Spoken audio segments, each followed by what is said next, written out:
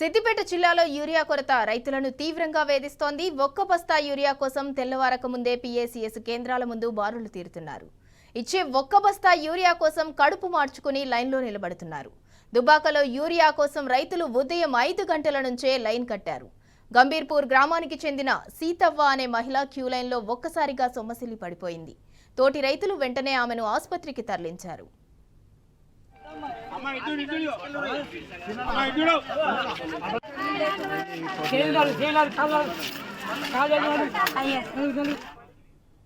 Right, ఇక ఇదే అంశానికి సంబంధించి మరింత సమాచారం మా ప్రతినిధి రంగాచారి అందిస్తారు. రంగాచారి, సిద్దిపేట జిల్లా దుబ్బాకలో యూరియా కోసం అన్నదాతలు ఉదయం 5 గంటల నుంచే క్యూ లైన్లలో నిల్చోవాల్సిన పరిస్థితి వచ్చింది.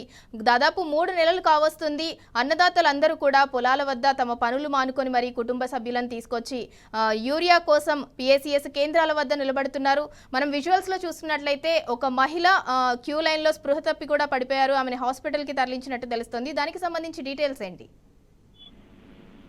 సింధూరా, ఇది దుబ్బాకలో ఈ రోజు జరిగిన ఘటన. ఇది గంభీర్పూర్ గ్రామానికి సంబంధించిన ఒక మహిళా రైతు ఈ రోజు యూరియా కోసం ఉదయం 5 గంటలకు ఆమె అక్కడికి వచ్చింది. యూరియా కోసం క్యూ లైన్ లో నిలబడింది. కానీ ఇప్పటి వరకు కూడా ఆమెకు యూరియా లభించకపోగా ఉదయం నుంచి కనీసం ఆమె మంచినీళ్లు కూడా తాగకపోవడంతో ఆమె క్యూ లైన్ లోనే సొమ్మసిల్లి పడిపోయినటువంటి సంఘటన అక్కడ చోటు చేసుకుంది. అంటే ఇవి ఇక్కడ రైతులు ఎంత కష్టపడుతున్నారు యూరియా కోసం అని చెప్పడానికి ఈ సంఘటనలన్నీ ఒక ఉదాహరణగా చెప్పుకోవచ్చు. ఇట్లాంటి ఘటనలు చాలా సాధారణంగా ప్రతిరోజు ఏదో ఒక చోట జరుగుతూ ఉన్నాయి. కొన్ని చోట్లనేమో రైతులంతా ఒకరిపై ఒకరు దుమ్మెత్తి పోసుకోవడం, కొట్లాడుకోవడం అని ఒకటి జరుగుతుంది. మొన్న గజ్వేల్లో రైతులు మహిళలు కూడా కొట్టుకోవడం జరిగింది. క్యూలో కొంత గొడవ జరిగి క్యూ లైన్ లో నిలబడే పద్ధతిలో గొడవ జరిగి మరోవైపు ఒకరినొకరు తోసుకొని వాళ్ళంతా కూడా గొడవలు పడేటువంటి పరిస్థితి మరికొన్ని చోట్ల ప్రతిరోజు జరుగుతున్నాయి.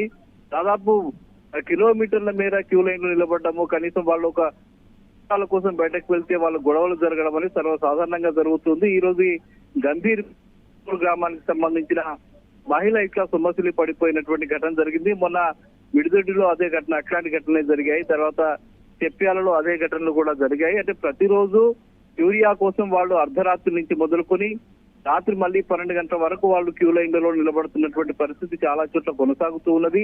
ఇది గత నెల 15 రోజులుగా అన్ని ప్రాంతాల్లో, ముఖ్యంగా ఉమ్మడి జిల్లా వ్యాప్తంగా ఇటు సిద్దిపేట జిల్లాలో, ఉమ్మడి జిల్లాలో ప్రతి చోట కనిపిస్తున్నది. సిద్దిపేట జిల్లాలో ఇటు సిద్దిపేట, దుబ్బాక, అట్లాగే గజ్వేలు, హుస్నాబాద్ నియోజకవర్గాలు, అట్లాగే అటు మెదక్ జిల్లాలో చేగుంట ప్రాంతము, రామాయంపేట ప్రాంతము, నార్సింగి, అట్లాగే నర్సాపూర్ నియోజకవర్గంలోని చాలా ప్రాంతాలు కూడా యూరియా సమస్యతో రైతులంతా కూడా ఇబ్బందులు ఎదుర్కొంటున్నారు. ప్రతిరోజు వాళ్ళు ఆందోళన చేస్తున్నారు, రోడ్ల మీదకి వచ్చి గొడవలు చేస్తున్నారు. వాళ్ళ ఆగ్రహం కట్టలు తెలుసుకుని కొన్ని సందర్భాల్లో వ్యవసాయ శాఖ అధికారులపై కూడా వాళ్ళు దుమ్మెత్తిపోస్తున్నటువంటి పరిస్థితి ఉంది.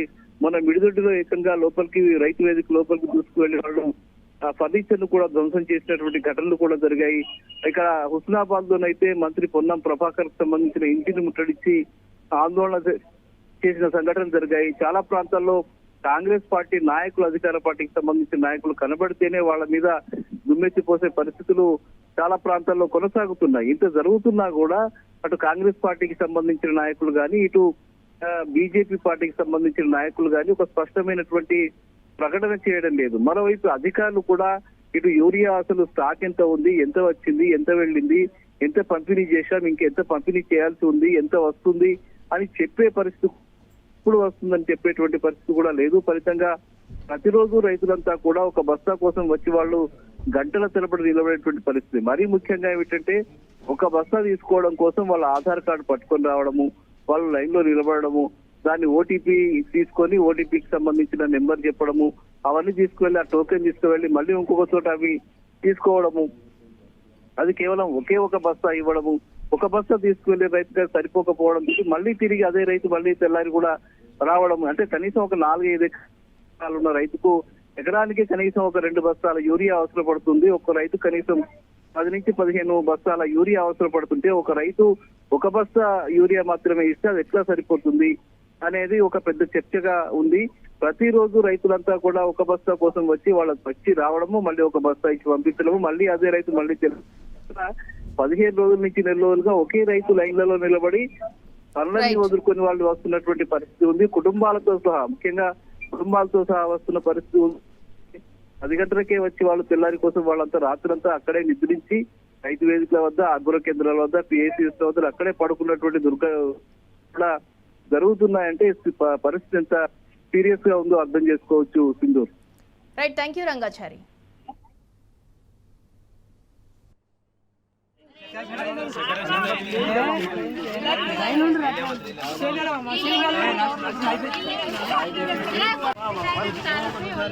Gracias.